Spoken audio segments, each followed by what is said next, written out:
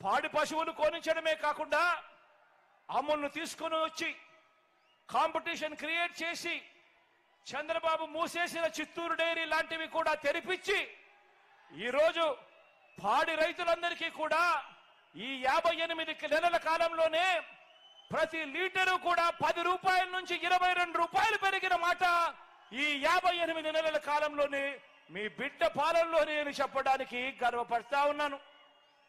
రైతన్నలకు ఏకంగా మంచి చేస్తూ 19,17,000 మంది రైతన్నలకు వాళ్ళ కుటుంబాలకు మంచి చేస్తూ 34,72,000 ఎకరాలకు పూర్తి హక్కులను కల్పిస్తూ సర్వ హక్కులను ఆ భూముల మీద రైతన్నలకు కల్పిస్తూ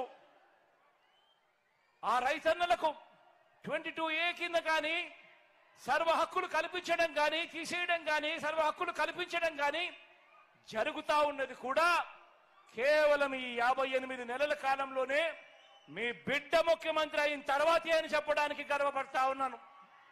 మొట్టమొదటిసారిగా అసైన్డ్ రైతులకు ఈరోజు పట్టా భూములు వస్తా ఉన్నాయి, పట్టాలు చేతికి వస్తా ఉన్నాయి. సామాజిక న్యాయం విషయంలో సువర్ణ అధ్యాయాన్ని లిఖించినది కూడా ఈ 58 నెలల కాలంలోనే అని చెప్పడానికి గర్వపడతా ఉన్నా. మొట్టమొదటిసారిగా ఒక పేదవాడిని గౌరవించిన ప్రభుత్వం ఏదైనా ఉంది అనంటే, ఒక పేదవాడికి తోడుగా ఉన్న ప్రభుత్వం ఏదైనా ఉంది అనంటే అది మీ బిడ్డ ప్రభుత్వం అని చెప్పడానికి కూడా గర్వపడతా ఉన్నా. మొట్టమొదటిసారిగా నామినేటెడ్ పదవుల్లో ఏకంగా చట్టం చేసి మరి 50% పదవులు నా నా నా నేను పిలుచుకుంటూ నా ఎస్సీలు బాగుండాలి, నా ఎస్టీలు బాగుండాలి, నా మైనారిటీలు బాగుండాలి, నా బీసీలు బాగుండాలి అని చెప్పి ఏకంగా చట్టం చేసి మరి వారిని పైకి లేపాలి, వారిని ఎదగనివ్వాలి అని చెప్పి 50% పదవులు వాళ్ళకే ఇచ్చేట్టుగా చట్టం చేసిన ప్రభుత్వం కేవలం మీ బిడ్డ ప్రభుత్వం. జరిగినది ఈ 58 నెలల కాలంలో నేను చెప్పడానికి గర్వపడతా ఉన్నా. మంత్రి మండలిలో ఏకంగా 68% పదవులు ఈ వర్గాలకే ఇవ్వడం దగ్గర నుంచి మొదలెడితే 2,31,000 ప్రభుత్వ ఉద్యోగాలు. రాష్ట్రం విడిపోయిన తర్వాత మన ప్రభుత్వంలో ఎన్ని ఉద్యోగాలు ఉన్నాయని చూస్తే దశాబ్దాలుగా స్వతంత్రం వచ్చినప్పటి నుంచి మన రాష్ట్రంలో ఉన్న ఉద్యోగాలు 4 లక్షలు అయితే ఈ 58 నెలల్లో మీ బిడ్డ ప్రభుత్వం వచ్చిన తర్వాత అదనంగా మరో 2,31,000 ఉద్యోగాలు మీ బిడ్డ ఇచ్చాడు. ఆ 2,30,000 ఉద్యోగాలలో ఏకంగా 80% ఉద్యోగాలు నా నా నా నా నేను పిలుచుకుంటా ఉన్నా. నా ఎస్సీలు, నా ఎస్టీలు, నా బీసీలు, నా మైనారిటీలు అని చెప్పి ఏకంగా 80% ఉద్యోగాలు ఆ వర్గాలకే దక్కాయి అనంటే ఆలోచన చేయమని కోరుతా ఉన్నా. నేను ఇక్కడే ఒక విషయం చెప్తా ఉన్నా. ప్రతి పేదవాడు బాగుండాలి, ప్రతి పేదవాడు కూడా బాగుండాలి. ఆర్థికంగా ఇబ్బందులు పడతా ఉన్న ఏ వర్గాలు ఉండకూడదు. అన్ని వర్గాలు రాజకీయంగా, ఆర్థికంగా, సామాజికంగా ఎదగాలి అని ప్రతి అడుగులోనూ మీ బిడ్డ తాపత్రయపడుతూ అడుగులు వేశాడు.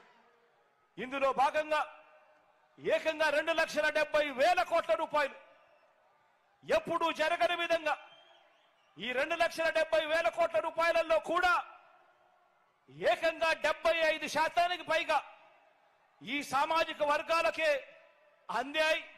మీ బిడ్డ బటన్ నొక్కడం నేరుగా నా అక్క చెల్లెమ్మల కుటుంబాల ఖాతాల్లోకి వెళ్ళిపోవడం. ఎక్కడ లంచాలు అడిగేవాడు లేడు, ఎక్కడ వివక్షకు చోటు లేదు. ప్రతి పేదవాడికి కూడా అండగా తోడుగా ఉంటూ అడుగులు పడ్డాయి. ఇక్కడే ఒక విషయం మరొకటి కూడా చెప్పాలి. ఇక్కడే పేదరికానికి కులం ఉండదు. పేదరికానికి కులం ఉండదు అని చెప్పి అగ్రవర్ణాలలో ఉన్న పేదలకు కూడా మంచి జరిగింది ఎప్పుడు అనంటే అది కూడా మీ బిడ్డ హయాంలోనే అని కూడా చెప్పడానికి కూడా గర్వపడతా ఉన్నా. ప్రతి అడుగులోనూ కూడా ఈ వ్యవస్థలోకి మార్పు తీసుకొచ్చే దిశగా అడుగులు పడ్డాయి. ఎవరు చూడని విధంగా, ఎప్పుడూ జరగని విధంగా విప్లవాత్మక మార్పులు చోటు చేసుకున్నాయి. అభివృద్ధిలో మొట్టమొదటిసారిగా వికేంద్రీకరణలో భాగంగా 3 రాజధానులు మొదలు మరో కొత్త 13 జిల్లాలు ఏర్పాటు చేయడం జరిగింది. ఎప్పుడు చూడని విధంగా 17 కొత్త మెడికల్ కాలేజీలు ఏర్పాటు చేస్తా ఉన్నాం. రాష్ట్రంలో ఎప్పుడు జరగని విధంగా కొత్తగా ఈ 58 నెలల కాలంలోనే మరో 16,000 కోట్ల రూపాయలు పెట్టి 4 సీపోర్ట్లు కడతా ఉన్నాం. రాష్ట్రంలో ఎప్పుడు జరగని విధంగా 10 ఫిషింగ్ హార్బర్లు మరో 3,800 కోట్ల రూపాయలు ఖర్చు చేసి కడతా ఉన్నాం. రాష్ట్రంలో ఎప్పుడు జరగని విధంగా 15,000 విలేజ్ వార్డు సెక్రటేరియట్లు ఈ రోజు కనిపిస్తా ఉన్నాయి. రాష్ట్రంలో ఎప్పుడు జరగని విధంగా 11,000 ఆర్బీకేలు ఈ రోజు గ్రామ స్థాయిలో కనిపిస్తా ఉన్నాయి. రాష్ట్రంలో ఎప్పుడు జరగని విధంగా ఈ రోజు 11,000 విలేజ్ క్లినిక్లు ఈ రోజు గ్రామాలలోనే దర్శనమిచ్చే కార్యక్రమం జరుగుతా ఉన్నాయి అంటే దేశ చరిత్రలో కూడా ఇది ఒక గొప్ప అధ్యాయంగా నిలిచిపోతుంది. రాష్ట్ర చరిత్రలో ఇది ఎప్పుడూ కూడా కని విని ఎరుగని ఘట్టము అని కూడా ఈ సందర్భంగా తెలియజేస్తూ ఈ 58 నెలల కాలంలోనే ఈ మార్పులన్నీ కూడా జరిగాయి అని చెప్పి కూడా ఆలోచన చేయమని చెప్పి ప్రతి ఒక్కరిని కూడా కోరుతా ఉన్నా. అందరూ కూడా ఆలోచన చేయమని అడుగుతా ఉన్నా. మరి మీ బిడ్డ ఇన్ని చేయగలిగాడు, ప్రతి రూపం ప్రతి వ్యవస్థలోనూ మార్పు తీసుకొచ్చాడు. మీ బిడ్డ ఇన్ని చేయగలిగాడు.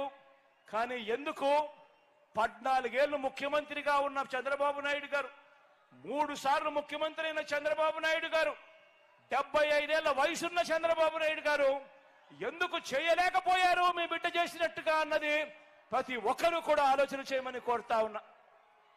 ఇదొక్కటే కాదు, మీ బిడ్డ తీసుకొచ్చిన ఇంకొక గొప్ప మార్పు ఏమిటో తెలుసా?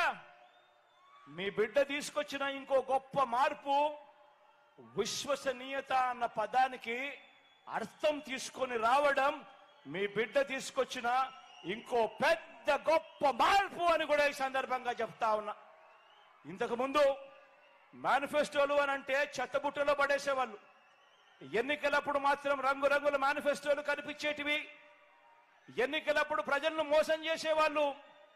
ఎన్నికలు అయిపోయిన తర్వాత చెత్తబుట్టలో వేసే సంస్కృతికి పూర్తిగా కూడా పక్కన పెడుతూ ఎన్నికల మేనిఫెస్టోలు, ఎన్నికల్లో మాటిస్తే ఎన్నికల మేనిఫెస్టోలో చెబితే మొట్టమొదటిసారిగా ఆ ఎన్నికల మేనిఫెస్టోను ఒక బైబిల్ గాను, ఒక ఖురాన్ గాను, ఒక భగవద్గీత గాను భావిస్తూ ఏకంగా 99% వాగ్దానాలన్నీ కూడా అమలు చేసి ప్రతి గడపకు వెళ్ళి చేసింది చూపించి ఆశీస్సులు తీసుకుంటా ఉన్న పార్టీ ఈ దేశంలో ఏదైనా ఒకటి ఉంది అని అంటే అది మీ వైఎస్ఆర్ కాంగ్రెస్ పార్టీ అని చెప్పడానికి గర్వపడతా ఉన్నా.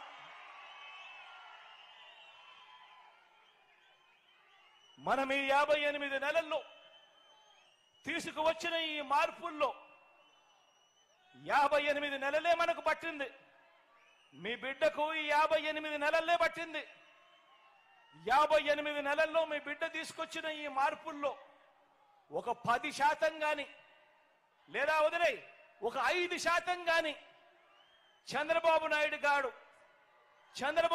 గారు తన 14 సంవత్సరాల ముఖ్యమంత్రి పరిపాలన చేసినప్పుడు, 3 సార్లు ముఖ్యమంత్రిగా తాను పరిపాలన చేసినప్పుడు మనం చేసిన మార్పుల్లో కనీసం ఒక 10% అయినా కూడా చేసి ఉంటే ఇదే చంద్రబాబు నాయుడు, ఇదే ఎల్లో మీడియా అంటే తెలుసు కదా, ఇదే ఎల్లో మీడియా అంటే తెలుసు కదా, ఆ ఈనాడు, ఆ ఆంధ్రజ్యోతి, ఆ టీవీ5, ఇదే ఎల్లో మీడియా, ఇదే బాబు పోషిస్తా ఉన్న ఈ ఎల్లో మీడియా, ఇతర పార్టీలో పెట్టుకున్న ఈ చంద్రబాబు మనుషులు వీరంతా కూడా ఏమనేవారో తెలుసా? వీరంతా కూడా ఏకంగా మనం చేసిన దాంట్లో చంద్రబాబు నాయుడు గారు 10% చేస్తున్నా కూడా వీళ్ళంతా కూడా ఏమని ఉండేవారే తెలుసా? మా చంద్రబాబుకు ఒకటి కాదు 10 రంగాల్లో నోబెల్ ప్రైజ్ ఇవ్వాలని, 4 ఆస్కార్ అవార్డులు ఇవ్వాలని, 16 మెగాసెసే అవార్డులు ఇవ్వాలని United nations secretary general, world bank president వీళ్ళిద్దరూ కూడా జాయింట్ గా వచ్చి చంద్రబాబుకు శాలువా కప్పాలి.